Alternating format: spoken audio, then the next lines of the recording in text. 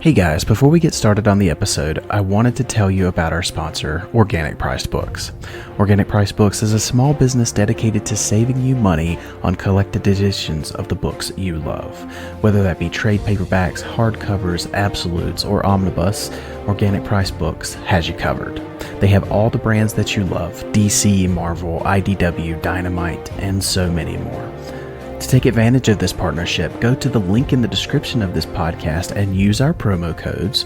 Those are tfrbatpod to save you $2 off of any order, or tfrbatpod ship it together to save you 5% off of any order of 3 books or more.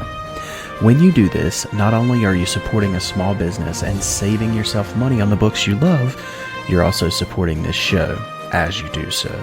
So go check out Organic Price Books today. Thanks, guys, and enjoy the show.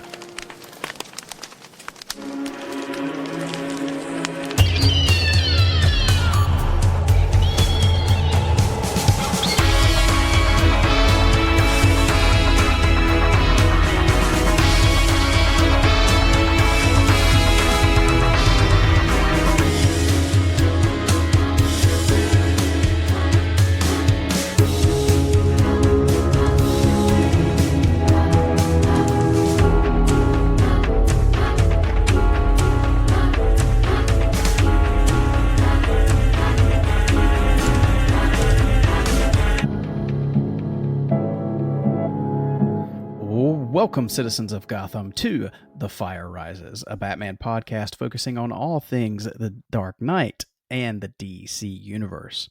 If you'd like to connect with the show, you can find us on Facebook, Instagram, X, Threads, and Blue Sky. Just search tfrbatpod. And if you have thoughts, questions, comments, or even suggestions for future episodes of the show, you can just shoot us an email. Send those to tfrbatpod@gmail.com. My name is Eric Carter, and I am your host, and I am joined, as always, by my co-host, Joe Fornerado. Joe, welcome back, my friend. It's been a little bit of a longer gap this time with us, but you know, it happens from time to time. But how are you? I'm good, Eric. We are back. It is good to be back, and it is good to have something really, really fun to talk about here. Oh, yeah, absolutely. And talk about it, we are. So, I mean, just without even just delaying anymore, let's get into it.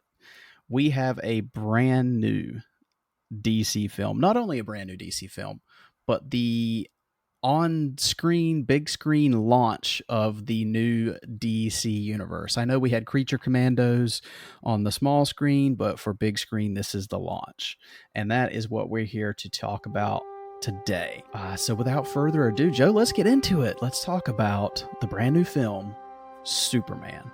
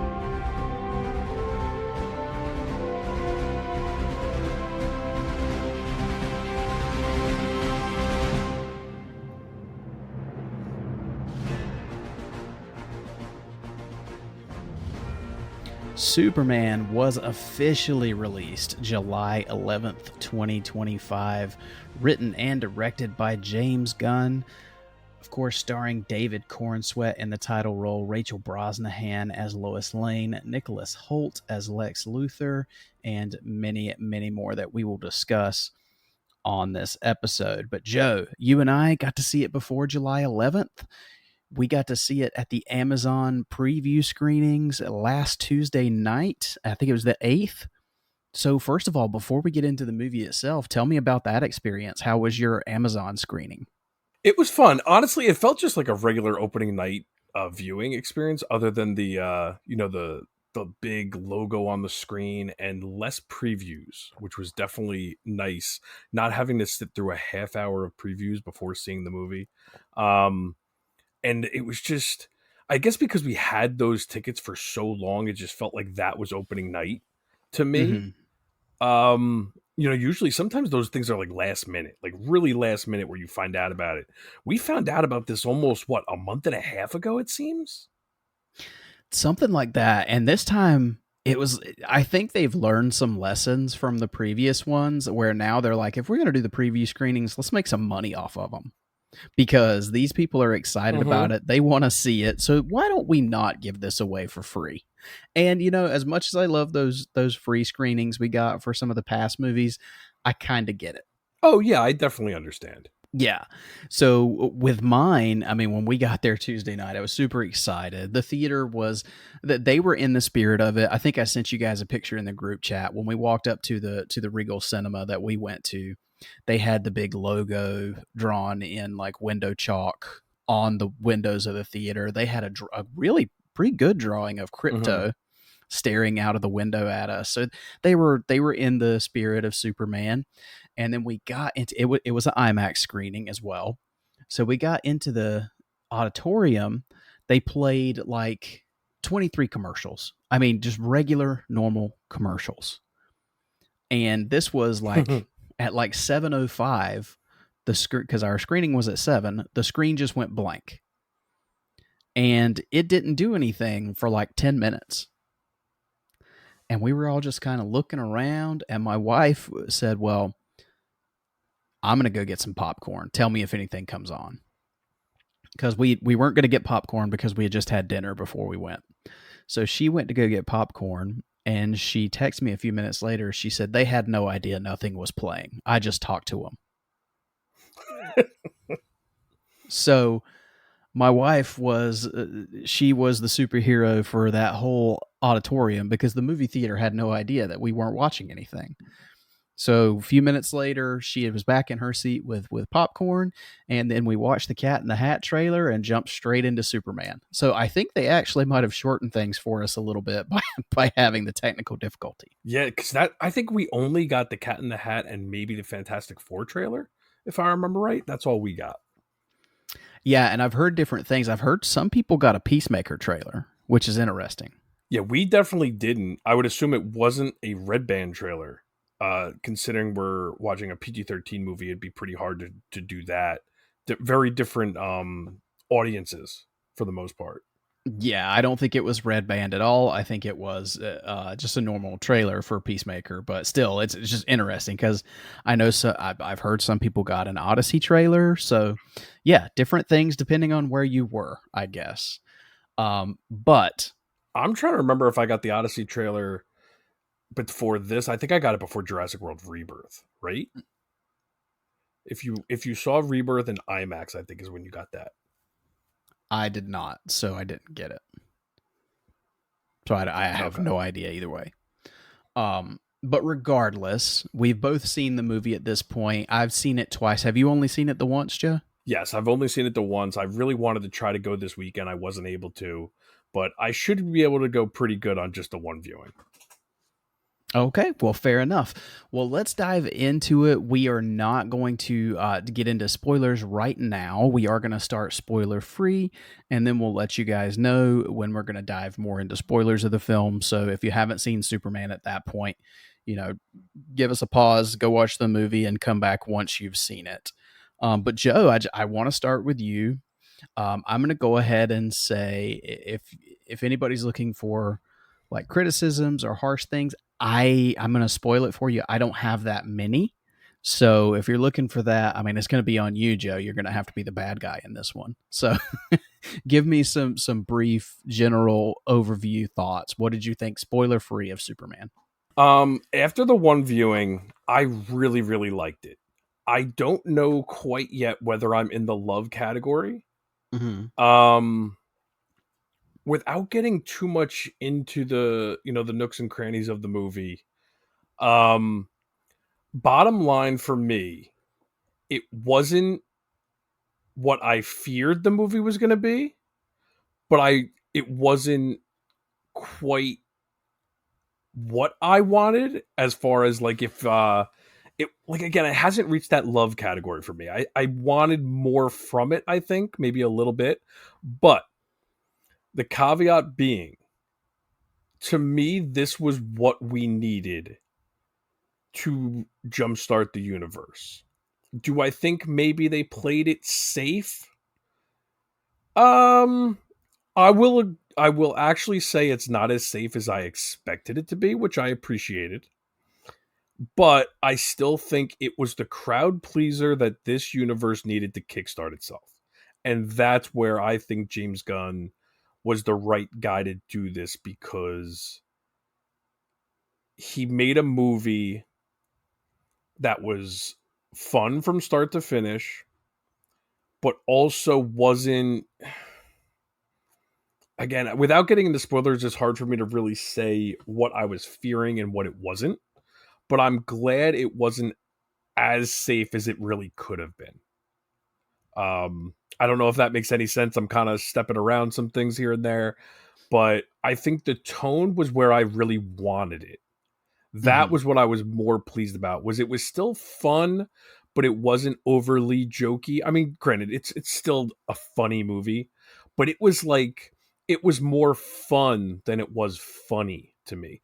There weren't gags, but it was like situational humor, which I actually really appreciated, because we know Gunn brings a lot of humor, but he did it in a different way than, say, the Suicide Squad or his Guardians films. He didn't just make those movies again.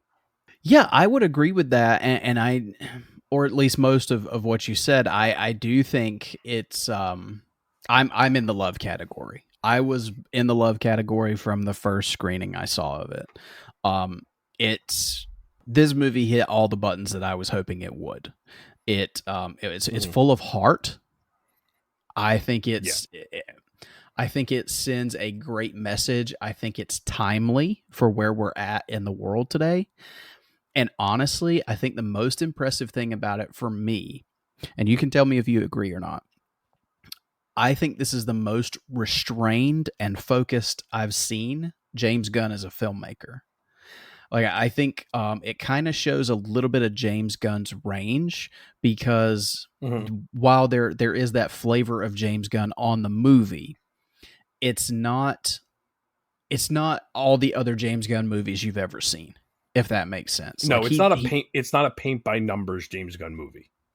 no, he does some different things here he flexes some muscles I haven't seen him flex.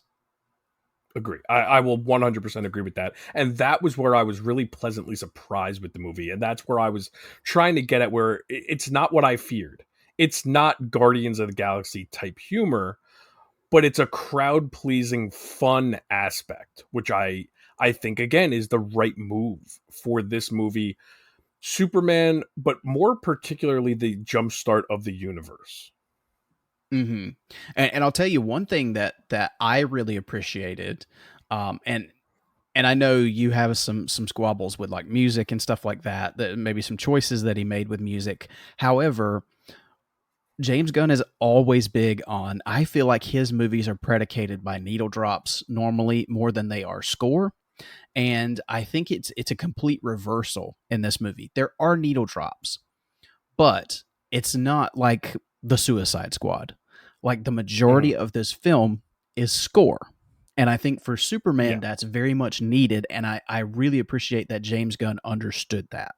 I agree with that. And again, yeah, I have issues with maybe the songs he's been selecting of lately, but with this movie, I liked that he chose his spots carefully. There's only two needle drops in the movie, right? I believe Maybe so. three. Maybe three. Yeah, I don't remember. And for me, the song choices, other than the one, maybe weren't that memorable. but it wasn't about that. It wasn't like the script was geared towards the songs like sometimes his movies can be revolving around the soundtrack, where he wasn't making that type of movie here. And he had said that in leading up to the movie. So I expected that, and I'm glad that that was truthful. So yeah, like again, it still feels like a James Gunn movie, but it feels like James Gunn doing something different. Yeah, while at the same time, I feel like Gunn has always been really good at, even with all the ha-has that he injects into a movie, and situational humor, like you were saying earlier. Gun films always have impactful moments, and they always Mm-hmm. have like moments that hit you in the feels, that sometimes they feel like they come out of nowhere because you've just been like on this roller coaster ride of entertainment throughout his Mm-hmm. movies. But I feel like in this one, there's a few, he sprinkles it throughout, because there's several moments throughout the movie where I'm like, woof, man, those are the muscles I was talking about that he flexes here, because there's multiple times in this movie, and I really noticed it today on the second viewing, that he's there are little tidbits of information that he drops, and it's primarily from Superman. He's trying to show you what kind of person Superman is Mm-hmm. by the people he surrounds himself with and the decisions that he makes.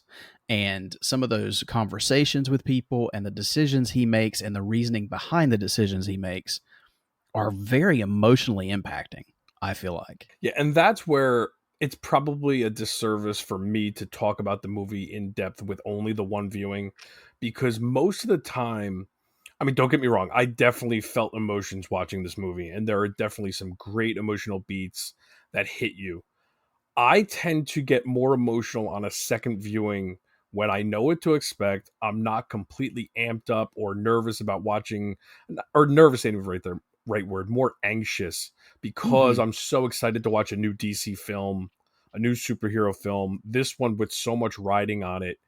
Um, it's hard to calm down enough to take the movie in for what it is. We have our expectations, we have our baggage, all that stuff leading up to this movie. But I still, even with all that, and with my apprehension of, okay, how campy is this going to be? How many, for lack of a better term, how many boxes are they going to check to keep people happy? Is it going to be in my face? Is it going to be this? Is it going to be that? Even with all of that coming into the movie, I had so much fun watching this movie, and there's no denying all that. On Mm-hmm. top of that, still being able to hit those emotional beats, like you said, out of nowhere in multiple spots, too. It wasn't like it was just all leading up to one moment and that's when it hits you. No, there are a couple of moments in this movie, one in particular that I think is my favorite part of the movie, because I say this a lot about, and I know sometimes we do have a tendency to kind of pick on Marvel a little bit, but I think it's because Marvel became the standard for the general public so quickly. My biggest criticism of Marvel always was it never there weren't many Marvel movies that made me cry. And I cry over nothing. Like it's easy to make me cry. Every DC movie I think has hit me with an emotion at some point. Even the bad ones, like, and I really like almost every DC movie that we've gotten. They always have that one emotional beat, at least. And I Mm-hmm. can't say that about most of the Marvel films. But the James Gunn ones are the exception. And that's what's so, I think, important about Gunn as a filmmaker is yes, he does have those fun moments and the laughs, and you're in for just a fun action packed movie. But when it's time to be serious, for the most part, again, he does sometimes get in his own way. But in this movie in particular, I don't think he did. I think he let those emotional moments sit. He didn't go over the top with anything. And that is where I realized, okay, they're going to pull this off. And I hate the fact that I even have to think that way with these movies because I usually do like them or enjoy them. Mhm. And but with so much riding on this universe and so much riding on this movie, we've had so many losses as DC fans over the how many years. And again, I've liked all the movies. It's just sometimes you have to accept that we needed a crowd pleaser. I I almost was like accepting the fact that even if it's not for me 100%, I need this to be a win for everybody else, which is a weird way to think about a movie. Mm. But I'm glad that at least I got enjoyment and a lot of enjoyment out of this movie with all that baggage coming in. Yeah, I mean that's well said. And the good news is for now, and I don't know, we're recording on Sunday night, so I don't know if you've seen. We have the weekend numbers. We don't have the actuals will come out tomorrow on Monday, so we won't know officially. But looks like the weekend numbers. Looks like Superman has opened to 122 million domestic, and it's 212 worldwide. So not doing fantastically internationally, but a pretty strong opening domestically. So it's a good start. This is the best start for a It DC is. film we've had in quite a while. First one over 100 since Wonder Woman, they said over the weekend. Yeah. Which is crazy. The one thing I will say while we're on that topic, obviously this is a win. No matter what like we know domestic is more important than global. I know they want the global number to be high. Like there's no denying that. But one thing that's really been aggravating is we can't just take a win and enjoy it still. The stupid comparisons in every way imaginable to what this movie has done compared to Man of Steel or every Snyder movie or every DC EU movie. I don't care. Mm-hmm. I want this to be the win. It doesn't have to be a win against the old regime. It's just a win. Enjoy the fact that this is a crowd pleaser, whether you like it or not. Enjoy the fact that the majority seems to be liking it. The word of mouth is going to be strong for it. As much as I don't like the Rotten Tomatoes number, it being high helps no matter what the actual reviews say. People just look at the number. So that's a plus. And we want people to enjoy this movie. And I still can't gather how any Superman fan, no matter what your opinion on the Snyder movies or on Gunn as a filmmaker, if you can legitimately go into this movie, even like again, I had baggage coming into this movie. If you can't get any enjoyment out of this movie, or I still feel I don't know how you can't get any enjoyment out of the old movies, but if you can't get any enjoyment out of this movie as a Superman fan or as a comic book fan in general, I don't know what you're even doing in the seat. This movie has got to have something for you, and why you would root against this movie is beyond me. Yeah, I completely agree with that. Oh, and let me make a little addendum. 217 worldwide, not 212. So 217 as of right now. What you were saying though about Rotten Tomatoes, and I mean, it's got this Superman movie has an A- cinema score, which is really good. It's currently the most fascinating thing about Rotten Tomatoes to me is not the critic score because that is what it is. It's Rotten Tomatoes audience score because that is now tracked based on whether you bought a ticket or not. So you can't submit a score unless you've actually bought a ticket. It's verified. So now, could you buy a ticket and not go and still give it a bad review? Sure, you could, but then you're just supporting the movie. God bless that pettiness. Yeah. Yeah. But you deserve that. You deserve to have that if you're that petty. Whatever. Yeah, exactly. But having said that, it's currently sitting verified people bought tickets rating is at 93% for an audience score. And that's pretty strong. So I'm pretty happy about that. Yeah. But outside of that, I just want to talk about my nitpicks really quickly. The spoiler-free nitpicks.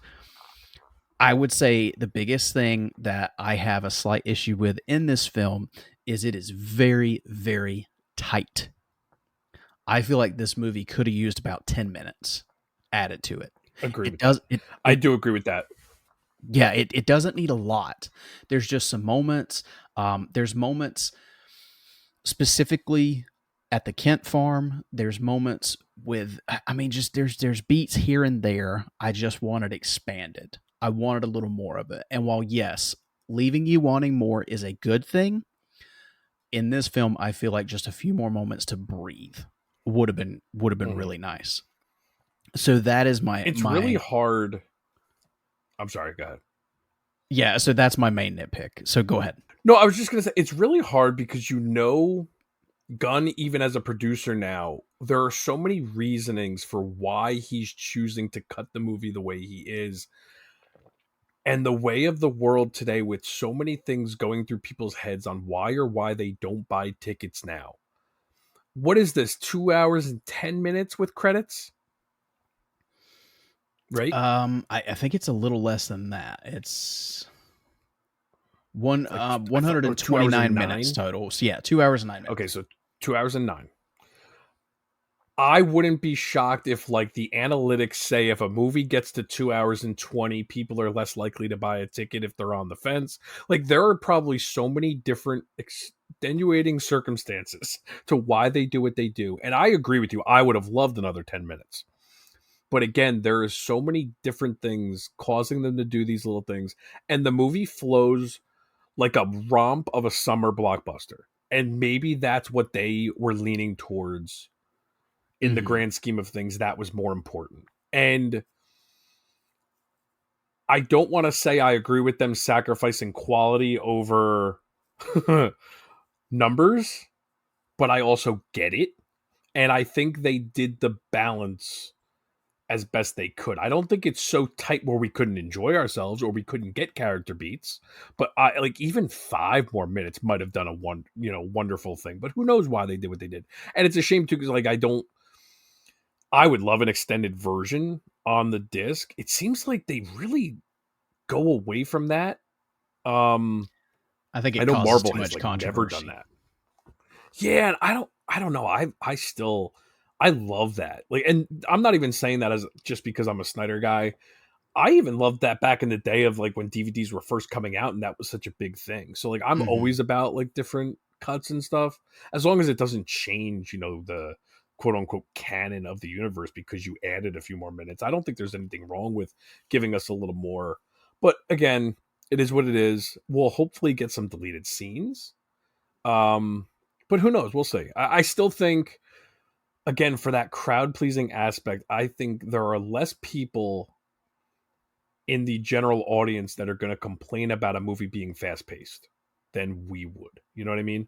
I think we're the ones that would always want more in the world and more slower moments. Most of the general audience wants to just go and have a good time for 2 hours, maybe a little bit more, and they're good with that. Yeah, I agree. And I think it was very intentional. I had seen someone online said that they had actually done a stopwatch on their phone. Like as soon as the movie started, they hit start. As soon as the credits started, they hit stop, and it was dead on exactly 2 hours. That feels like an intentional choice.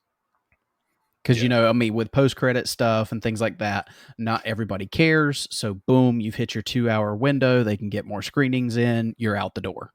You know what I mean? So I feel like that was intentional. Before we get into spoilers, this is borderline spoilers. I don't think it is. But you brought up post-credits. I would really like to talk about this real quick. We're not going to get into what the credit scenes are. But I think it's safe to say, spoiler-free, the mid-credit scene and the post-credit scene do not move the universe forward. They are just fun scenes. Which I appreciate, and James Gunn has said that he will not be using post-credit scenes in that way for the DC universe. Okay. And I'm with you. I like that. I've seen people say, why bother with a mid and post-credit scene if it's not important? because that's the point of a mid and post credit scene.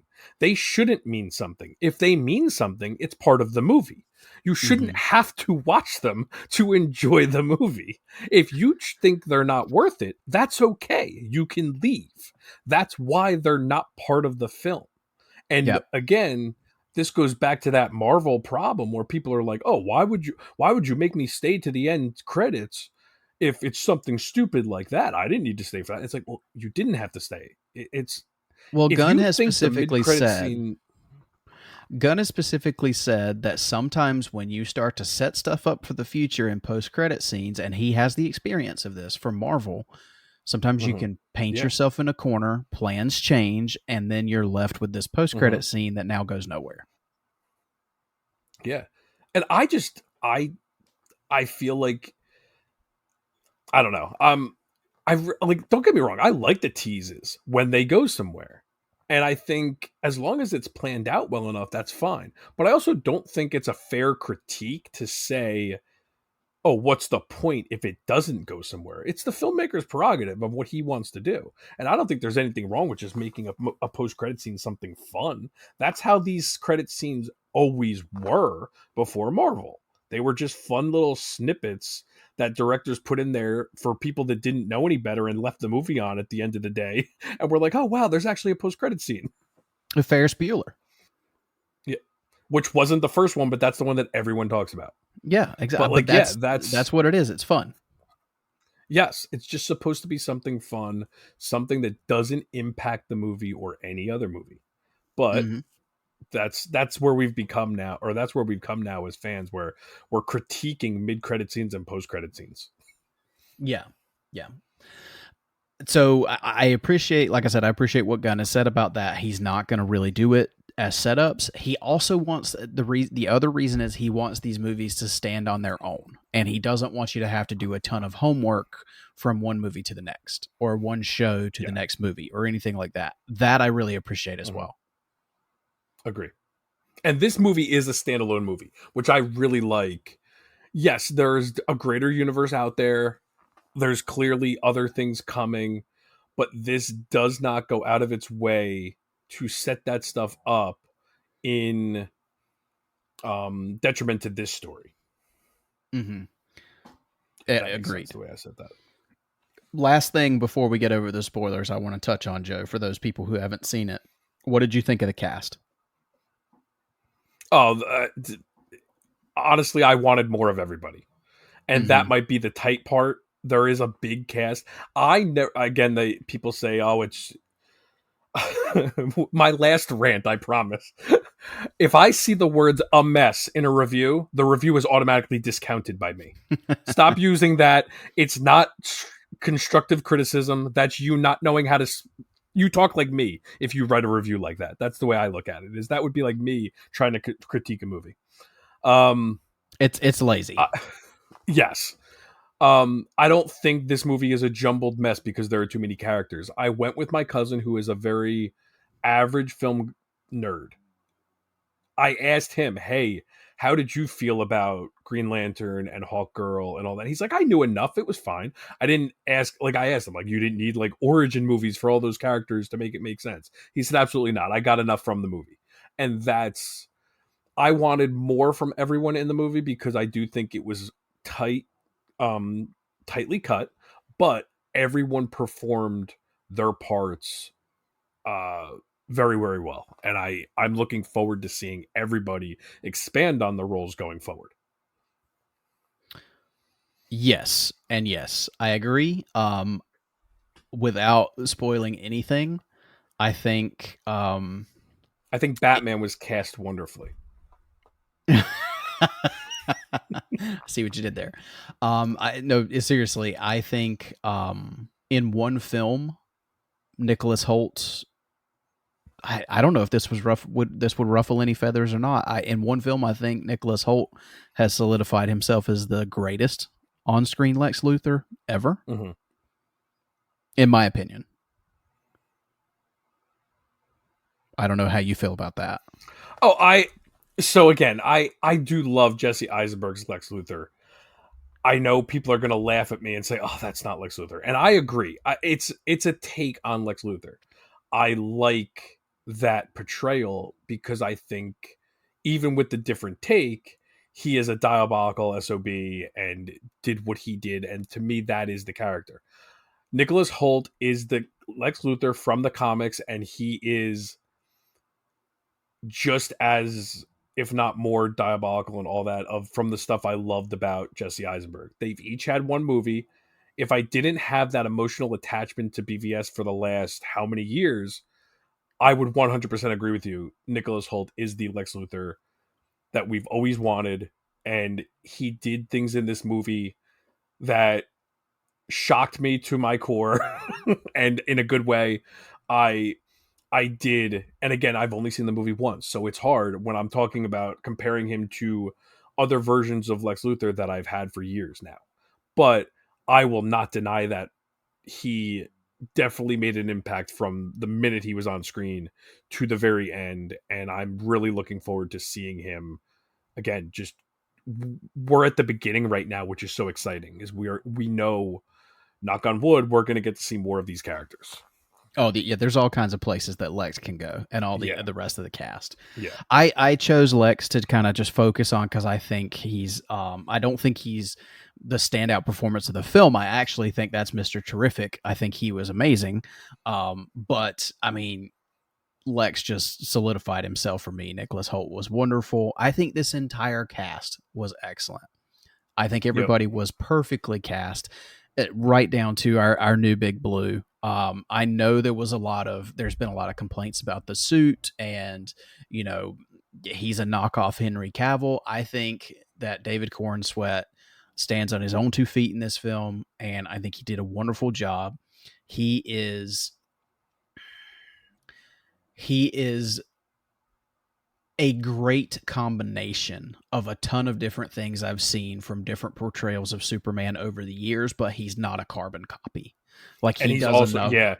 he's also bringing his own very different style to it on top of that, which is really hard to do, to blend all that stuff and still make it his own. Yeah, I think the biggest compliment I can give David is, at the end of the day, I believe that his character on screen was a kid raised by 2 sweetheart farmers. Yes. So that's the biggest compliment I can give him. Mm-hmm. But anyway, cast aside, we can talk forever, spoiler free. You know what's funny about this one is we could actually spend a ton of time talking spoiler free. Usually that's not the case. But we're going to go ahead. We're going to get over the spoiler wall and talk about this film in a little more detail. So if you haven't seen it, this is your opportunity to hop away, go see the film, and then come back to this podcast and finish it out, because this is your last warning. So if you go forward, it's your own fault. But Joe, you and I had a discussion when we were talking about Jurassic World Rebirth, and I was talking about the opening narration or the opening crawl. Really, there was something in there that really bothered me, and it's still sticking with me now. This film has an opening narration, not quite a crawl, but kind of similar, and I'll tell you, it put me right in the middle of the world, and I had no complaints with it. I mean, it establishes. I love this. I don't know why he chose 3. Yeah. James Gunn chose the number 3, and it kind of built a repetition with it. 30 years, 300 years, 3 days, and now we're 3 minutes ago, Superman's lost his first battle. Come on, you saw the movie twice. It's 3000 was the first metahuman showed up on Earth. It was 300 years ago. I don't remember what 300 years ago, but it was 3 hours ago he lost his first battle. 3 hours, okay. Yeah. I don't remember the whole thing. I'm just messing with you. But I'm with you. That got me so giddy right from the start, I think. And the whole gods and monsters, name drop there was so cool. I love that it doesn't have to be super like descriptive and give you all this crazy, detail like sometimes the Star Wars crawls do. Hmm. But it gave you enough to put you, you're smack dab in the middle of the world. Yeah. So you don't need any other explanation. Okay, metahumans exist. Superman's not the first one, but I do appreciate that it establishes he is the most powerful of the Yeah. metahumans. And I was expecting for them to flash back to the fight that beat him up, and they didn't, right? No, they didn't. I mean, you get him. I thought that was going to be the fight with the hammer of Baravia. Mothra? Bravia. Baravia. Um, Bravia. So I thought that was like we were going to flash back to that at some point, and we didn't. No, you get round 2 of the fight. Yes. But yeah, you don't get anything before the crawl. You just jump into it. You get Crypto very early. So let's go ahead and talk. What did you think about Crypto in this movie? I mean, honestly, Crypto to me is the reason this movie separates itself from any other Superman movie for me. And that might seem hyperbolic or almost disingenuous, but to me, that's the like James Gunn said that was his in for what made him want to make this movie. Mm-hmm. For me, that's the oh, I feel like watching Crypto, I'm going to watch this movie. That's like when I go to my shelf to watch a Superman movie, and I'm not saying that even as a negative. I'm not saying that like, oh, that's the only reason I would ever watch this movie. I'm going to watch it for Lex. I'm going to watch it for Superman as, a character himself. There's plenty of other reasons to watch it. But my primary thing is, oh, I want to watch Crypto. I'm going to go put this on. I loved him in this. Absolutely. And I've seen people say he was overused. I completely disagree with that. I was worried he was going to be there every single fight and kind of like a sidekick the entire movie. He was not. I do not understand the criticism that he was overused. Did you feel he was overused? No, I didn't at all. I feel like he showed up in just the right moments, honestly. And and I feel like, if you have him and you didn't use him, people would be like, you got a superpowered dog. Why would you get the crap kicked out of you and not call on the dog? And I expected more of him. I think we Yeah. got the right amount of him. And like I'm gonna probably be all over the place when we're talking about this movie. We're not gonna go in order here, but like No. I understand people are probably not liking the end where he just starts going after Lex. Man, that scared the crap out of me, that jump. And I thought it was hysterical. Now, and I will say it did kind of remind me of the Hulk taking out Loki in the Avengers. Yeah. But I like that scene. I'm okay with it. And I thought it was fun. I really did. Again, like, I didn't want to not have fun with this movie, but I wanted it to mean something. And I did want to have fun, but I didn't want it to be jokey. And if this movie can make me cry and make me laugh as much as it did, and still have a blast with it, that was the win. And I'm glad we're over the wall now because my one. All right, so I'll let you talk about Crypto and then I'll move on. Okay. Well, first of all, if people are complaining about Crypto getting, his teeth a hold of Lex at the end, the only thing I can say to you is pull the stick out, man, because it's in both screenings I've seen that got a huge laugh both times. Yes. People were happy to see it. So I If don't know. anything, you could say it's I could almost understand the criticism that it's unrealistic that Lex is still alive. Yes, but at the end of the day, it's a comic book. So Exactly. It's a movie. Let's we can't and I love the serious takes and I know I get overly sensitive and defensive of the Snyderverse in general, particularly BVS and Man of Steel. I will say right off the bat, my last thing with that, talking about Lex and talking about Eisenberg's Lex to Holt's Lex. I do think Holt is a better comic book version of Lex. My last nitpick of this movie, going to the end, is I think it kind of suffers that Marvel villain problem where I'm not saying Lex is the problem. I'm saying the villain for the final action scene to me with Ultraman was a little bit of a letdown for me. I don't want to say it's a cop-out because I don't think it's a cop-out, but I just don't think it's anything particularly special. I wanted something more from the first Superman movie that we were getting in this universe. To kick off this universe, we've had 7 live-action Superman movies, not including Justice League. Mm-hmm. Can we get a more traditional Superman villain than a clone of Superman who we're calling Ultraman and making it like it's a reveal? I get it. We technically haven't had a clone of Superman. I mean, we had Superman 3, which I don't even really want to count.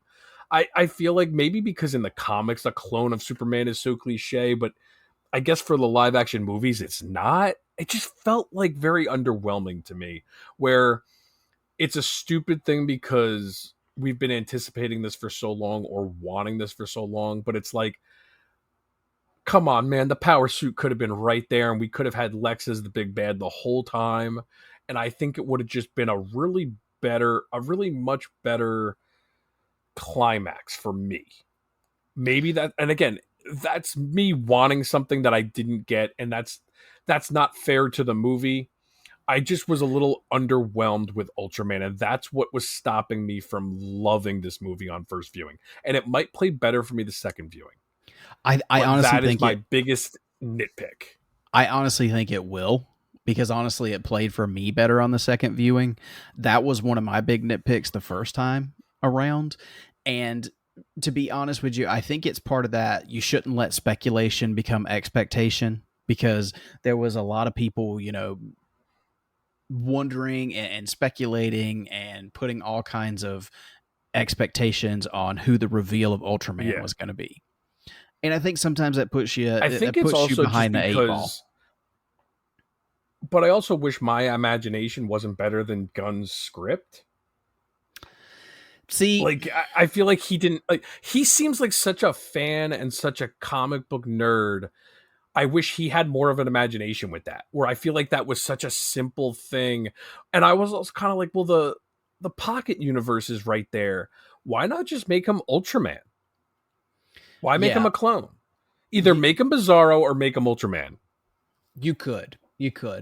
I think for me, it was, it stopped being, because I told you, I telegraphed it. I mean, as soon as they go to the fortress, as soon as Lex, and I'll be honest, I did appreciate that they put the engineer in here. I thought she was really cool, and I like that she was really cool villain in a Superman movie. And that was one of those. So that's one of those where, like, okay, he put thought into that, where it's like, okay, how can I have a villain that can do something different to actually defeat Superman?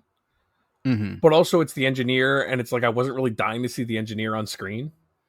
So again, it's one of those, again, it's a stupid criticism, it's a nerdy criticism, but it's like, why couldn't you have used a Superman villain that we've been waiting to see on screen, not the engineer?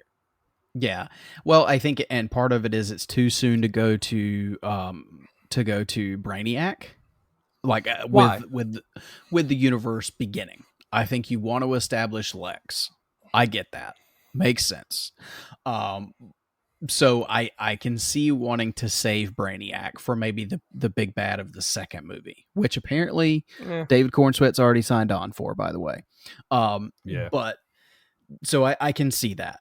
But I do appreciate bringing in engineer, and you're kind of like doing a smarter way of having this computer, science villain. It's like Brainiac Light. It's like Brainiac Light, though. Yeah, because she can break into the computer and the Fortress of Solitude and all that stuff. Again, I just wanted to get my nitpick out of the way because that is my biggest problem with the movie is it felt like I hit my highs too Mhm. early in the movie, and then in the third act I was waiting for something to really get me, and Lex is a vindictive SOB at the end, but he doesn't.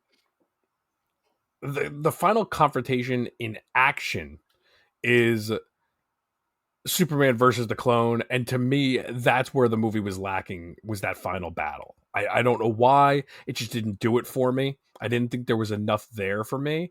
But again, I that's where I have to watch it a second time and really take it all in, where Yeah. maybe I was being more overly negative because I was let down by I wanted more from that reveal. Again, I think it's the reveal that bothers me. Why have it as a reveal? Don't Mhm. you're setting yourself up for failure with that reveal. Just tell us who he is in the beginning. I knew he had to have had Superman's DNA just like you did. I just didn't know how he was going to have Superman's DNA. Was he going to be a clone? Was he going to be from the Pocket Universe? So many possibilities were there because of the Pocket Universe. That's where I feel like the disservice is in the reveal. I think it honestly depends on who you are too and how much of this stuff you consume. Because today when we went Oh, and saw it, the girls gasped when he that's the unmasked. thing. It's Yeah. a general audience reveal. Yeah. Yeah. That's how I feel, though. It was not for us. It was for the general audience. It was the safe play. But Mhm. he put all this other stuff in it that was the opposite of safe play for comic book nerds. Yeah. So that's where I felt like it was a little unbalanced. Again, I want to get that nitpick out of the way. That's my biggest problem with the movie whatsoever. Again, I had a blast with it, but I did want to at least touch on that. And yeah, and it did work better for me on the second viewing, and for the simple reason of putting the thought into it that, okay, we need a physical threat. That's enough of a threat for Superman, which a clone of himself Mhm. is a good physical threat. But also, I've seen these complaints that Superman does nothing but get his butt kicked in the movie, which is not true. Especially once I focused on it today, the only the only time he loses in this movie is to basically himself. And the reason being is Mhm. because you've got Superman's strength with Lex Luthor's mind, because Lex is pulling all the strings. When you take Well, that power away from Lex at the end, Superman prevails. here's the ironic part of that. So you're gonna say you're gonna complain that all Superman does is get his butt kicked the whole movie. My cousin, who I went with, was talking to me Mhm. today about it, and he said he actually appreciated that Superman did get beat up because you don't see that too much. And I will go a step further and to defend myself as a Snyder fan to him, I will actually use myself to bash the Snyder films to the other criticisms Oh who were Lord, hating that he got his butt kicked. He literally died in the second movie. So how can you say we haven't seen him get his butt kicked? that's true. That's very true. So I don't know. I think people just like I know I just had a huge criticism of the movie with the Ultraman thing, but I think people just find things to complain about. And again, I critique if I don't like something and I'm honest about it, but it very rarely will those little critiques stop me from appreciating any positives from a movie. Some people let these little things just really affect the whole movie for them, or they just want it to affect the whole movie for them. I think it's important, and that's why I like seeing a movie a second time, because that's when I can really take the movie for what it is, not what I wanted it to be, and see where the filmmaker was coming from Mhm. through the movie without any expectations at that point. Well, since we've talked about that, let's talk about my other nitpick because I couldn't really talk about it before the spoiler wall. Um, it's the message from Jor-El and Lara. Mhm. So it's a huge plot point in the movie because at the beginning of the movie, the Superman robots, as they're healing Superman robot number 4, he plays the message that was sent along with Kal-El's ship, the message from Bradley Cooper's Jor-El and Lara. Um, and basically it's the message we've always heard. We send you our son. We love you. We send you to Earth to be a protector, everything like that. Mhm. In the other half of the film, we find out because Lex has stolen this footage, and I thought it was going to be like he's tampered with it, but they established that no, he doesn't. That Jor-El and Lara also sent Superman to Earth to lord over Earth, and there's specific stuff in there about like taking many wives and repopulating the Earth. They used the word harem. I didn't even know what the heck that meant. Everyone seemed to know exactly what that meant. I never heard that. I don't know. But they use this. I like the way that they wrap it up because because it's your choices that matter, and I like that message, and I like the way that it's delivered by Pa Kent when he says, what matters, and I'm again paraphrasing, what matters is what you wanted the message to say, not really what it said. I like all that. That's my favorite moment in the movie is the conversation between Pa Kent and Clark. It made me tear up twice. Yeah. But I still don't like the message from Jor-El and Lara. And the simple reason is because I think it can be problematic going forward. Because now we have a Supergirl movie coming. So we have a Kryptonian that already existed on Krypton. So how is this message that we know came from Krypton, how is that going to paint how we see Supergirl? Are they going to ever address it again, or is it just going to be one of those things that's kind of forgotten? To me, it's a little problematic. Yeah. And that might be one of my little nitpicks too, is I felt like it was resolved rather quickly in the film with the public persona or the public perception of him, ironically, that is kind of how our world is, where we kind of like change our minds all the time based on stupid things. But yeah, they turned on him on a dime. This guy that's been saving their lives for 2 years, they hate him, but now they're okay with him because he saved their lives again. Well, if you thought he was faking it the first 2 years, why don't you think he's still faking it? Like, again, that is kind of it was resolved rather quickly, where the whole world kind of got over him, having that message and all that. It is what it is. Honestly, the message itself didn't bother me. I actually think, like, we always talk about how some directors want to do their take. And to me, I didn't think it was that far-fetched. I mean, it wasn't like Brando's Jor-El was the nicest guy in the world either, with the way he was trying to, I think part of it is that far removed. No, I think part of it is. Yeah, I mean, it's obvious that James Gunn likes Smallville. Terrence Stamp's Jor-El in Smallville he's an asshole. So maybe that's where that was kind of colored from.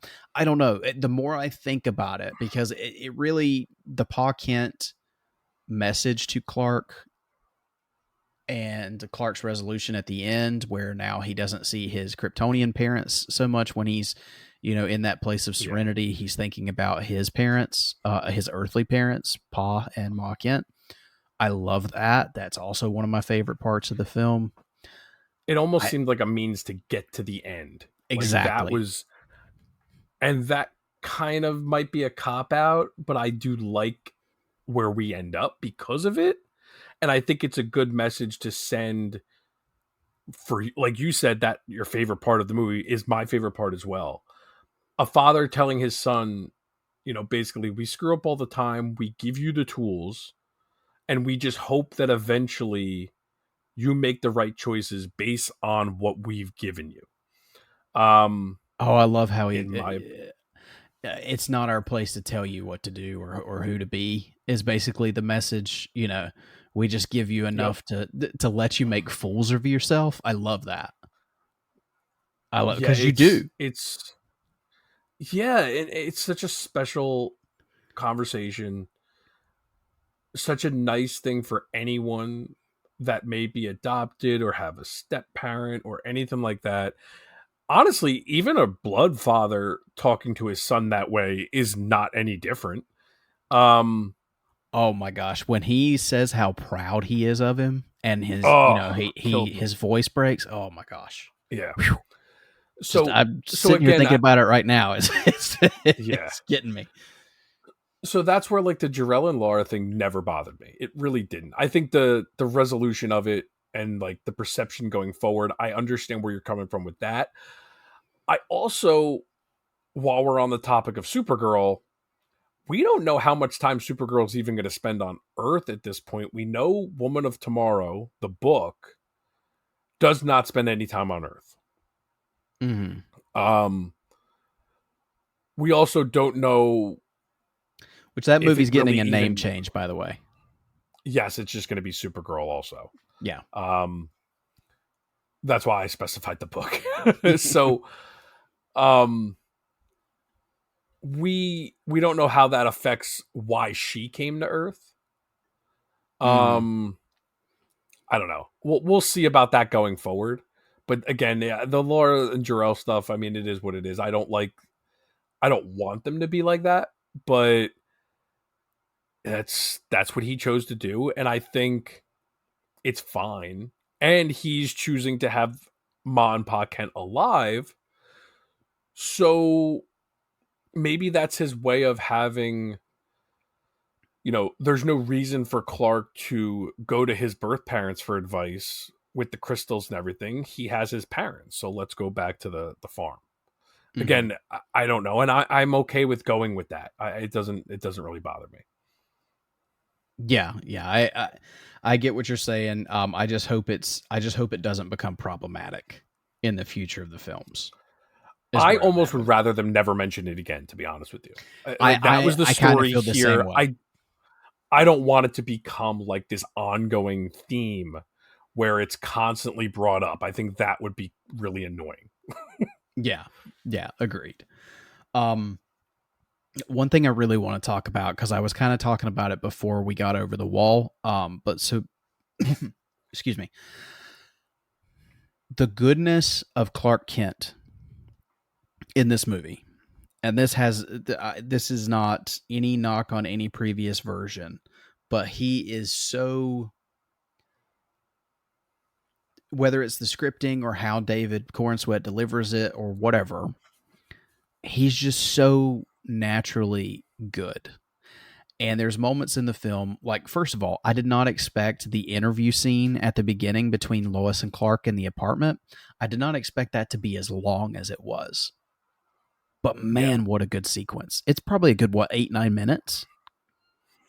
And it sets the tone for their relationship. Yes. It brings so much of who Clark is to the forefront. Did you see the line today? I'm assuming they're talking about the interview scene, but did you see David Cornsweet said in an interview today that he actually lost his temper F you at one point? Yes. Yeah. And man, I think that's hysterical, and I love it because she was pushing his buttons so much, and he said in character, he said it because he was so involved and so aggravated with how she was pushing his buttons. Part of me wishes it like stayed in there because I think it's such a real emotion to feel in that moment. But again, it kind of defeats the purpose of how they're trying to portray Clark in this movie. Yeah, 5 years ago, James Gunn would have left that in. But I also am okay with it. Like, let's be honest with you. Another Snyder rant by me. People complain about Snyder cursing and whatever. There's a lot of cursing in this movie. They just don't drop an F-bomb. So like, you could argue that that's a little unnecessary. I have no problems with it. I really don't care. Me either. But like, I do think it's funny that like he has Superman goes like, "What the hey?" instead of "What the hell?" Like how they made him such a genuinely good person without him coming off campy or corny is a very hard thing, because that was my fear, is it was going to come off really corny, really stupid, or just really like he's just the right amount of aw shucks. Yes, and I think that's where the parents really play a great big factor in that, where it doesn't become, again, eye rolling. Is that like, I was really worried that we were going to get those check boxes where it's like, okay, Superman has to do this, he has to do this, and he has to, we gotta show him doing this, and it never. There are moments of that in this movie that I will say I'm like, okay, yes, we have to see him saving one person. That means everyone survived because Superman saves one person. That's how audience members feel when they watch a Superman movie. I get it. Well, he saved You a know, squirrel. the one woman, yeah, and that was fun. But like the woman in the car, he takes like 5 minutes to save this one woman in the car. So meanwhile, nobody else died in those 5 minutes. Superman saved the one woman that was in peril, and the audience believes that, and we're good. We can move on now. That's the pandering that I feel like. And again, I understand they have to do it because I feel like audiences are just stupid. Like, Yeah. you know, like we have to show that kind of stuff. But it was never to a point where I was annoyed, and it took me like, again, like, okay, we're getting the checkbox. We're seeing him. I want to see Superman save people. I think it comes back to the point of I want to see Superman being Superman. I'm okay with him doing what he can to save someone and seeing him fail while trying to save someone. We can't do that anymore. No. And that does frustrate me. But I get it, and I'm okay with it. Yeah, and back to what it's just the inherent goodness. Sorry for the tangent. No. It's the moment in that original interview where he gets so angry because he's like, people were gonna die. I don't care about the political spectrum. I don't care who gets upset. People were gonna die, and I wasn't gonna let that happen. There's the moment where he's talking to Pa Kent, and Pa, he says, it's what you wanted to hear that makes the difference. It's played for a tiny bit of a laugh, but also on this second viewing, it had a huge impact on me. When Lois and Clark are talking in the other apartment, when the whole alien thing is going on outside, and the Justice Gang is attacking that alien, he goes, "I gotta go," and he's going to find Crypto, and Lois says, "It's just a dog." And Superman says, "Yeah, and he's not even a good one." But he's out there, and he's alone, and he's scared. Yeah, and that got me. Yeah. I know it's done for a laugh, but I have a little dog, and I think, like, I don't care that Crypto has superpowers. He's a dog, and he's scared. Yeah. And so that scene, how did you feel about that scene? I know it's done for laughs, that like this, they call it an imp, right? Was it an interdimensional imp? Yeah. I know it's done for laughs, and basically like saying like they got it, don't worry about it. And part of me was like, huh, Superman's just really just sitting here letting this all happen and whatever. And it's a weird, that scene I have to watch again, because that was the scene that really, I felt like the tone was all over the place in that one scene, where the thing in the background is being done for laughs, but it is a really emotional scene between Lois and Clark. And I think the problem initially was we were all wondering what was going on in that scene from all the pictures and trailers. I will tell you, on second viewing, it didn't bother me in the least. In fact, I understand people, especially when people kept laughing because Green Lantern had the big baseball bat and was knocking that thing around outside the window. I think it was just enough relief not to make that feel quite as heavy a moment as it is. And that's a scene where I wish it was heavier. You could balance it a little bit better, because it was distracting me from a scene that I wanted to be in that moment with Clark and Lois.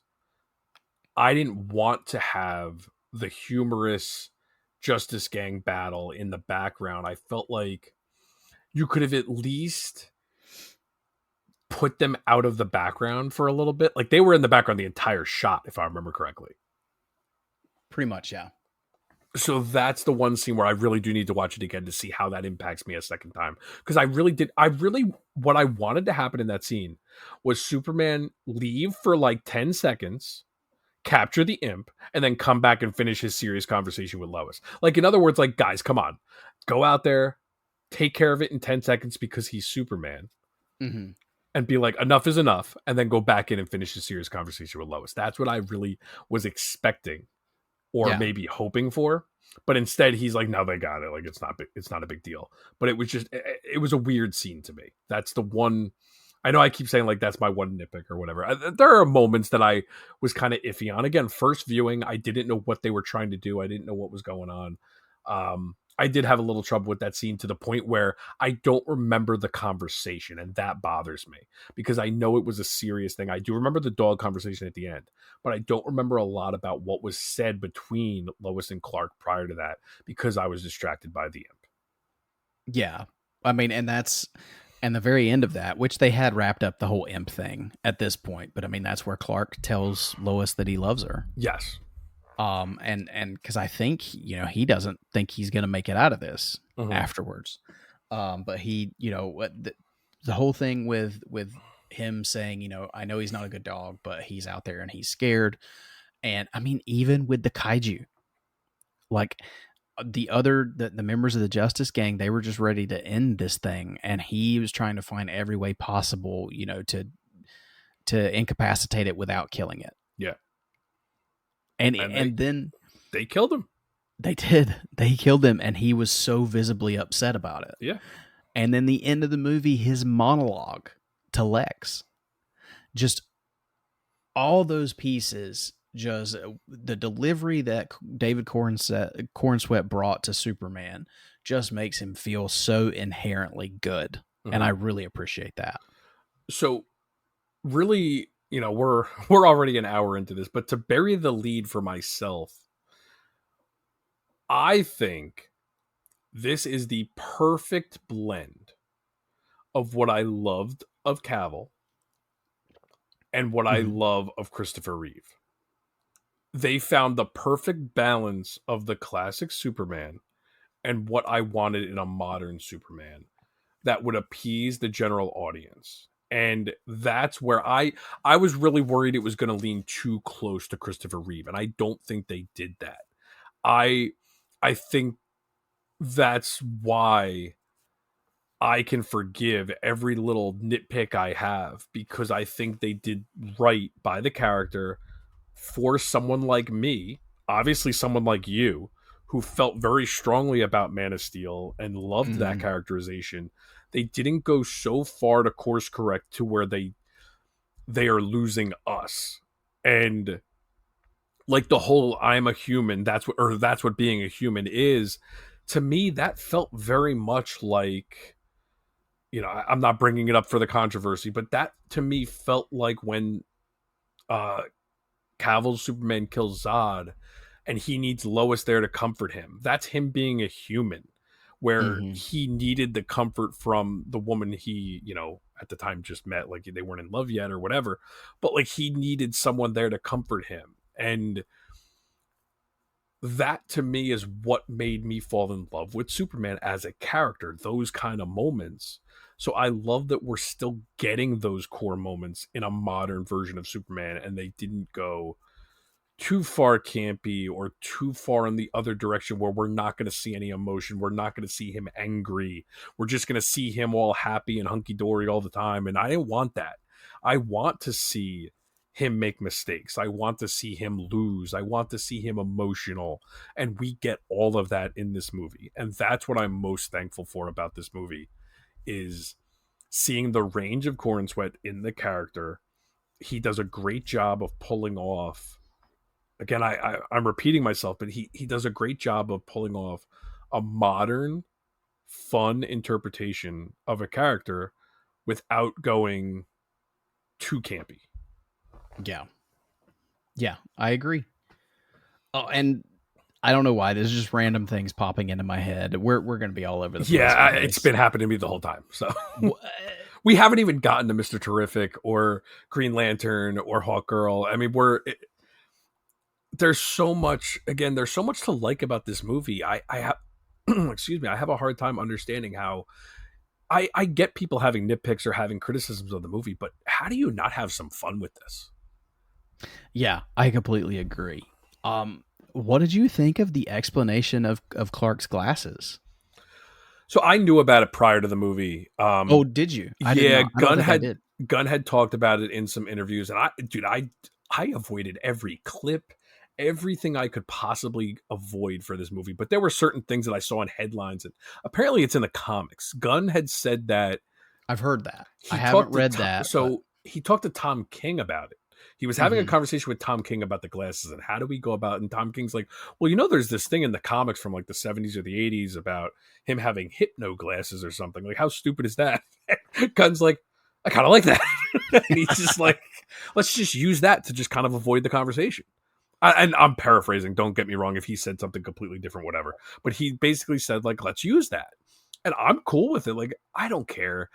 That's one of those things where, do we not want Clark to have glasses? Do we want him to wear a mask when he's Superman?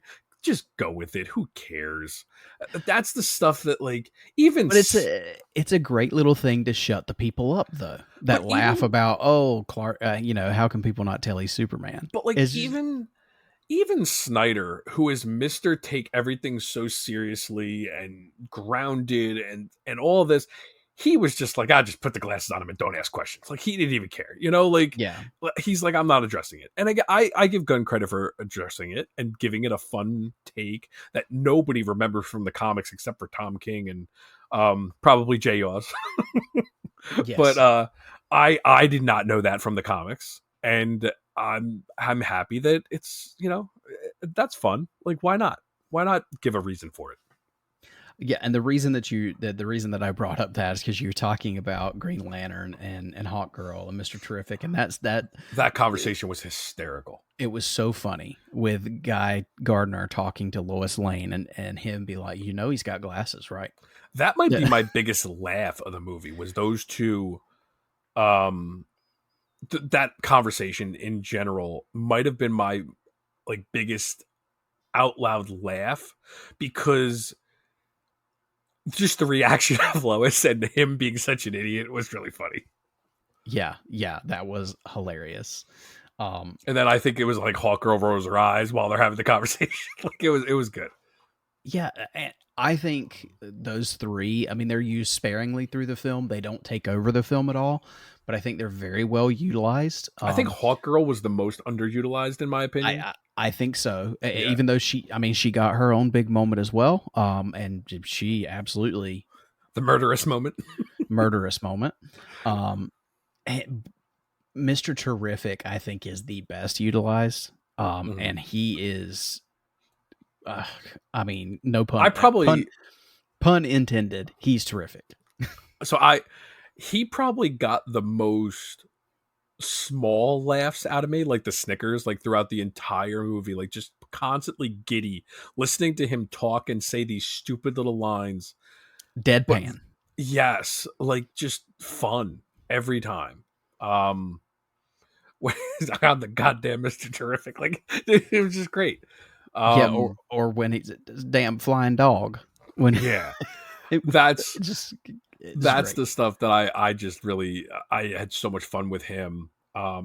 Him going with Lois on an adventure, Lois Lane and Mr. Terrific in a live action movie going on an adventure to save Superman. Like, that's straight out of the comic book. So much fun with that. As sparingly as he was used, I thought Metamorpho was really good in the movie. Mm-hmm. I feel like that whole scene is where I maybe felt the movie dragged a little bit to me. Oh, in the pocket dimension prison? Yeah, I like Metamorpho. He's probably, as the side characters go, like, they don't really get into him at all. You just have to kind of go with the little explanation that Lex gives of him. And he's used, again, like a comic book where you just meet this character, you spend some time with them, and you learn a little bit, and then you move on. We're not getting full-on explanations of everybody, but you're getting enough.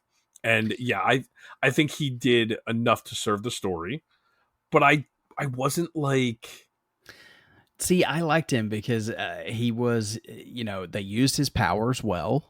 Oh, they did a great job with the character. I just felt like, did he need to be in the movie? That's where Gunn, I think, is like, well, we need something to keep Clark under with kryptonite. Maybe it'd be a fun idea to just put Metamorpho in there. And as a comic book fan, that's awesome. from a movie standpoint, it's like, was it the best decision? And that's where I'm glad he does go comic booky, because why not? Well, yeah, because also, I mean, otherwise, what other way can you put in where there's no sunlight in this prison? You want to have these moments of Superman being, locked up. Yep. So how else do you do it? And I think that's a really good way. Not only is he the kryptonite, but he's the means of escape. That's a good point. I forgot about the sun thing. So it's a clever way to find a way out for him, while also finding a way to keep him in check for a time being too. It shows, again, Superman getting to the heart of someone to save his son. There's a lot of good stuff there. And the escape with him and Crypto and the spheres is a very fun action scene.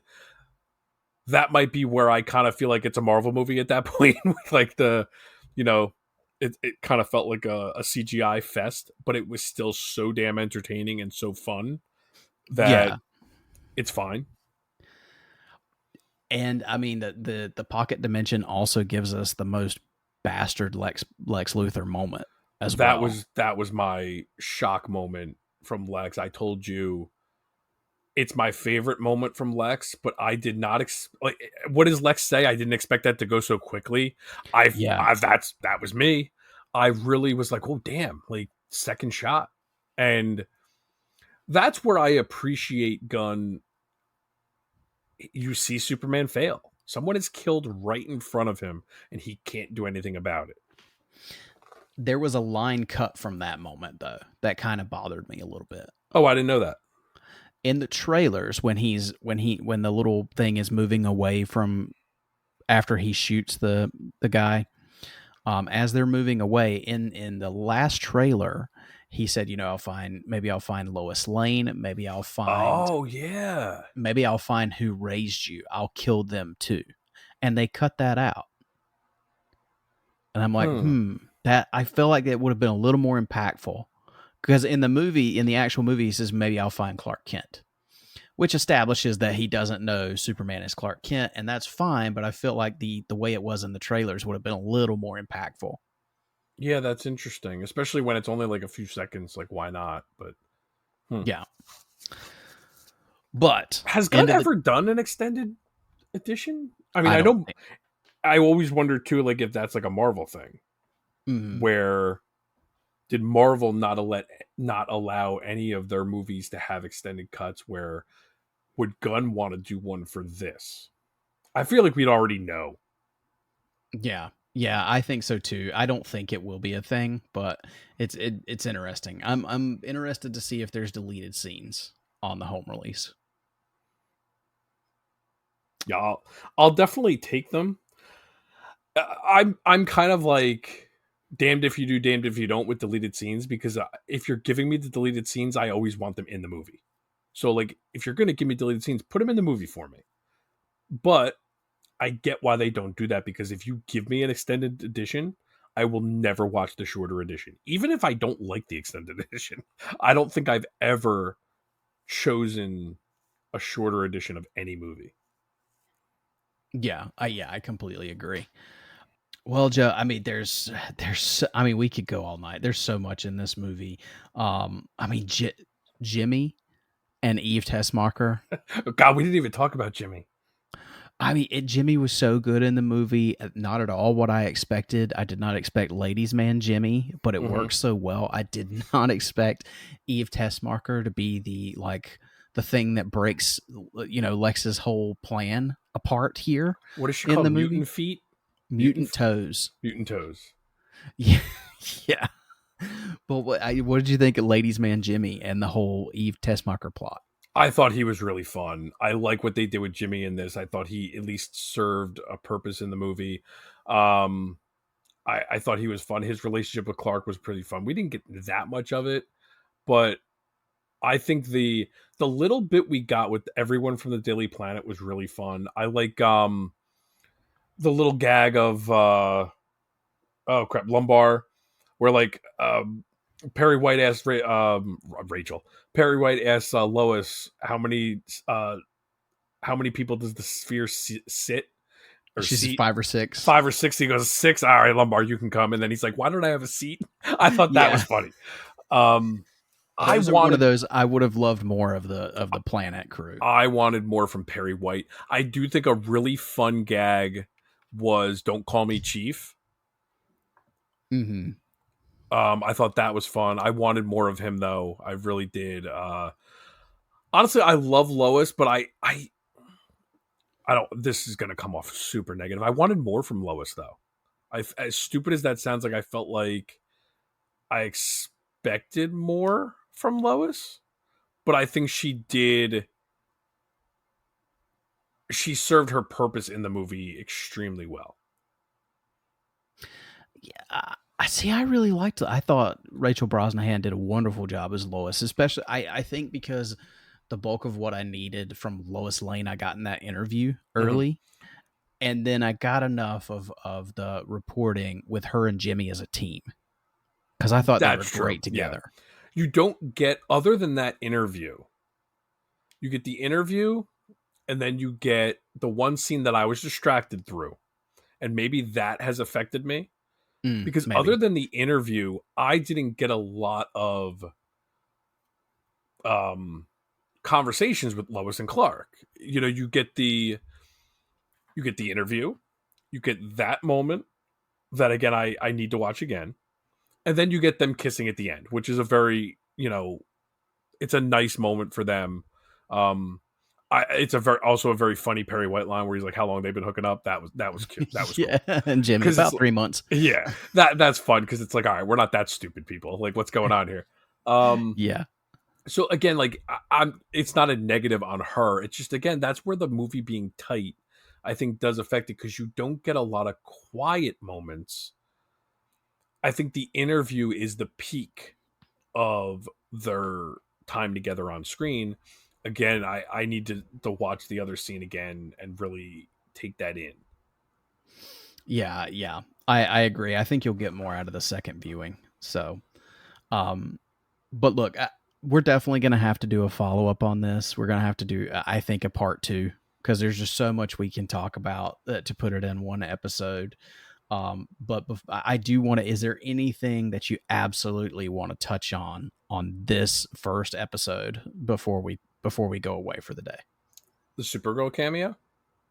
Yeah, I mean, we kind of touched on it earlier, but she does show up at the end. So that, when we were talking about post-credit scenes, if this was a Marvel movie, that would have been the post-credit scene. Yes. I like it as part of the movie. I do too. And they kind of spelled it out a little bit earlier when Lois says, you have a dog. And he said, well, not really. It's kind of a foster situation. I didn't even catch that.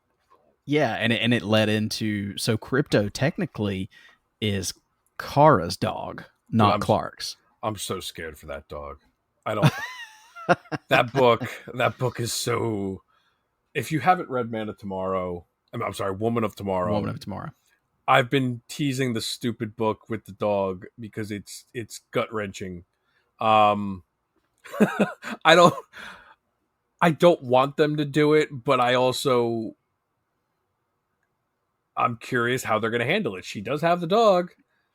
I don't know. No spoilers, but it's not completely a John Wick situation, but it's, I don't think they'll do that. No, I don't think no, they won't do that. But I wouldn't be shocked if they somehow put the dog to the side for the story. Sure. I mean, it is basically a revenge story. Yeah, it is. And I'm looking forward to seeing her. And I really loved her in House of the Dragon. Completely different role here. As brief as it is, I mean, she's very much that rebellious Kara. Mm-hmm. And I love that she calls him a bitch. The suit's perfect before she leaves. Yeah. The suit is perfect, though. I love the suit. And as brief as it was, I love the interaction between her and Superman. I love Superman, how annoyed he looks at her. I thought that was great. And I'm really looking forward to that movie as well. Agree. All right. Well, I mean, Lex is locked up, so we don't know what's going to happen with him. I mean, they did name drop Belle Reve, so we know he's headed to Belle Reve, Mhm. where we also know all the other metas are that are locked up from Creature Commandos. So that's Oh, interesting. while we're on Lex, how did you feel about the tear from Lex? The tear? He cries at the end of this movie. You didn't catch Oh, that? during when he knows like the jig is up. Yeah. How did you feel about that? And honestly, I didn't even think about it. It didn't. I was taken aback impact by me. it because I didn't know. Because to me, not that it humanizes him, because he's still a despicable SOB, but I Mhm. almost felt like it was. I don't know how to describe why I preferred. I would have almost preferred if they didn't do that, because it seemed like he then comes off as like a petty child that's like now crying because he lost. And I would have preferred him to stay That's that Lex, though. stoic. Yes, but he doesn't show it. You know what I mean? Like, we all know he's that way, but he never lets his guard down. Yeah. I don't know. It Again, wasn't it enough to doesn't impact bother me me. one way or It the didn't other. bother me. Yeah. It didn't bother me that much, but I was surprised by it. And I think that's the point, is you're supposed to be surprised by it. Yeah, I agree. All right, and then I'm gonna give you this moment to complain about the very last scene, because I know you don't like the song, but man, I really love that scene in Fortress of Solitude with Superman. You know, he's healing up from that final battle, and instead of Jarell and Laura, he's seeing footage of the Kents and raising him as a kid. And oh man, I love it so much. And I'm not gonna lie to you, I like the song, because there's this kind of through line of the movie that that kindness is punk rock now, where it's like, being a kind human being is kind of on the edge and not expected and kind of cool now. And I like that. And I like that the song I they like that choose is, message. yeah. And the song they choose, it's catchy, and I don't mind it. I mean, I know the song, I just don't like it. Gotcha. It's not like I've heard the song before. I just don't think it's a good song. But I it's wondered fine. where I had This heard the it before. moment is what matters. I wondered where I had heard it before, because I recognized the song. It was a Cadillac Mhm. commercial song years ago, like Oh, 2007, jeez. 2008, something like that. That's Yeah. that's where I remembered it from. Hmm. That's probably where I mean, it might be where I know it from. I don't know, but the moment is what matters, and it is definitely an emotional moment. I think it's a great way to end the movie. Um, Gunn does a great job of toying with your emotions with family stuff, and that's where I think, you know, whether I like to nitpick Marvel or complain about Marvel, I think the reason Gunn set himself away from the pack with Marvel, in my opinion, is for moments like that. And it seemed like he always had his ducks in a row when he was making his movies with Marvel. And Mm-hmm. I'm happy to say that I think he has brought that with him to DC. I love the Suicide Squad, and now I love Superman. And I've loved what he did with Peacemaker. I mean, shit. Look at the look at the emotion we've gotten with a Peacemaker show. I mean, Gunn is doing a good job balancing that, and that's where, if you can hit me with emotional beats, you will get me to forgive you for a lot with these movies. And Mm-hmm. I think that's where Gunn is really smart with the way he does things. If I'm laughing and I'm crying, you've done right by me in these movies.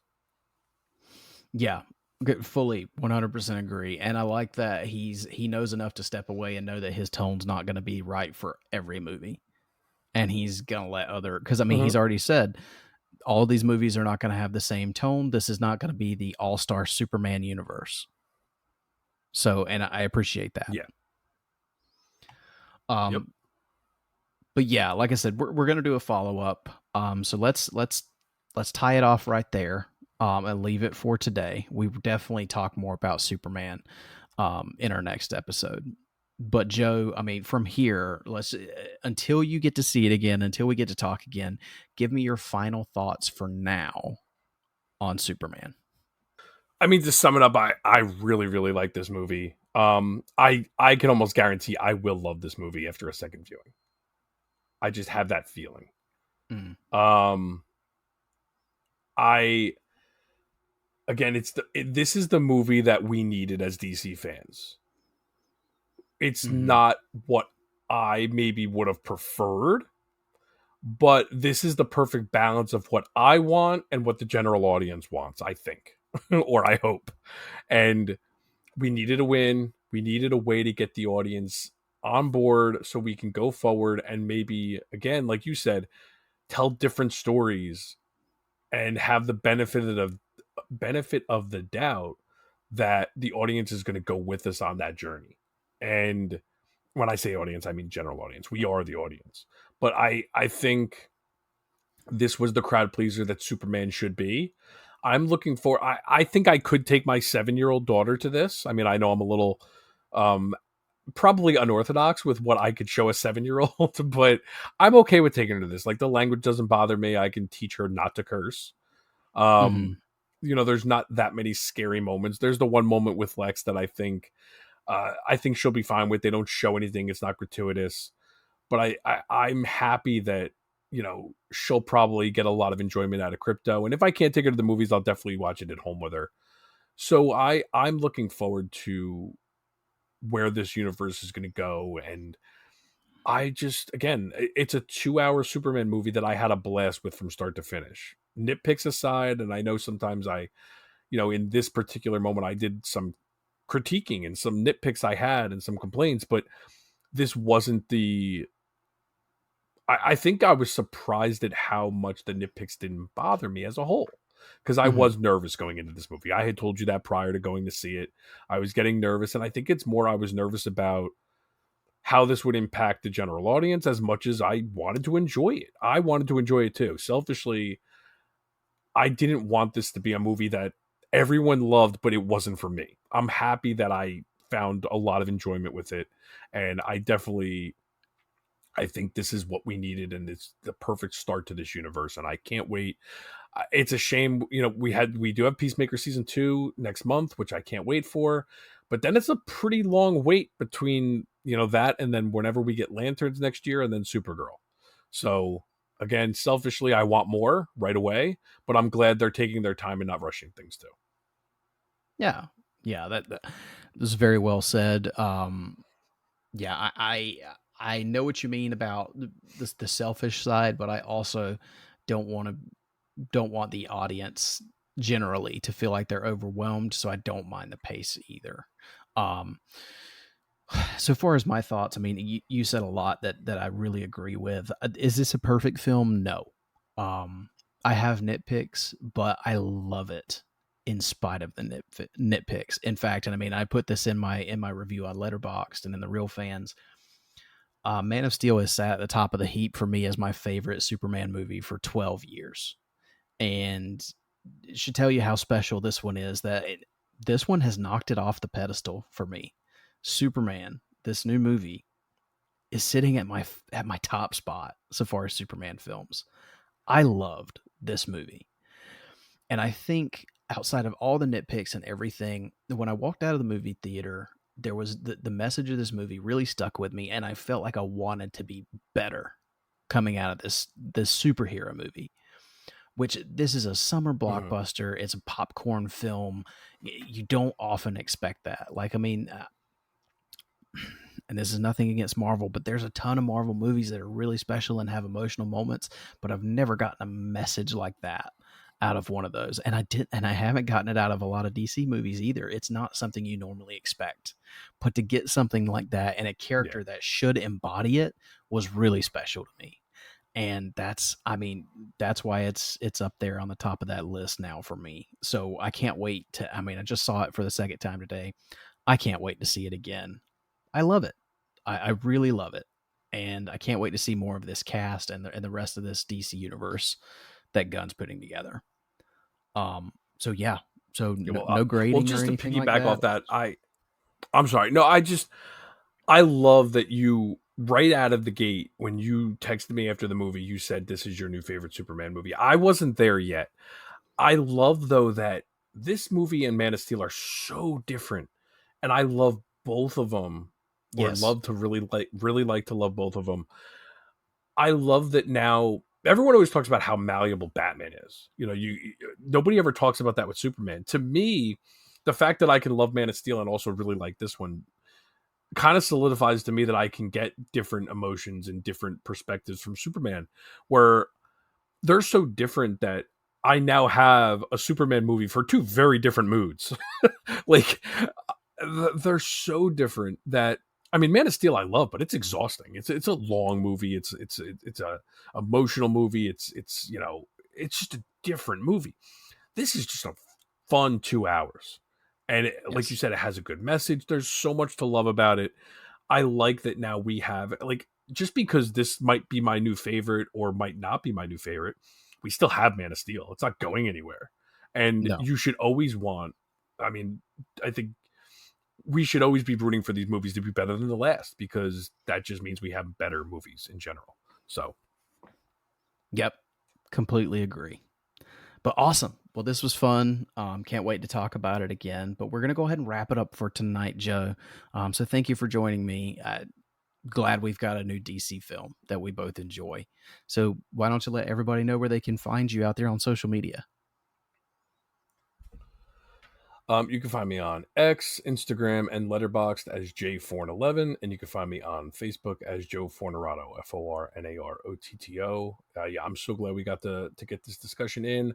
I really need to go see it again. I'm hoping to see it again next weekend. Hopefully, if we can get together, find time to do that, we can do that. I would love to be able to see this again next weekend. Hopefully, either way, I will definitely be seeing it multiple times when it comes on HBO or on digital. I will probably be purchasing this on digital, and I do not do that very often. Yeah, agreed. Excellent. Well, as for myself, you can find my personal accounts on Instagram, X, Threads, and Blue Sky, mecarter89. That's mecarter89. The show can be found on Facebook, Instagram, Threads, and X, and Blue Sky at tfrbatpod. If you're looking for a way to support the show, the best and easiest way to do that is to leave us a rating and review. If you do leave us a written review on Apple Podcasts, we will read those on the show. If you're looking for another way to support us, you can send us an email.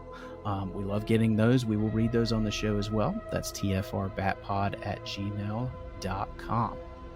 Yet another way to support us, and we don't ask that you spend a dime on this show, but if you'd like to, you can go to redbubble.com, search Shop TFR, and find our logos on all kinds of merch there, created by Justin Kowalski. Our theme song was created by the very talented Gaurav Venkateswar, and his music can be found at gvtunes.com. Make sure you go to the link in the description of this podcast, go to Organic Price Books, use our promo codes, and save yourself some money as you shop there. That's going to do it for this episode of TFR. Thank you guys so much for joining us. And until next time, make sure you keep that bat signal lit and pointed skyward.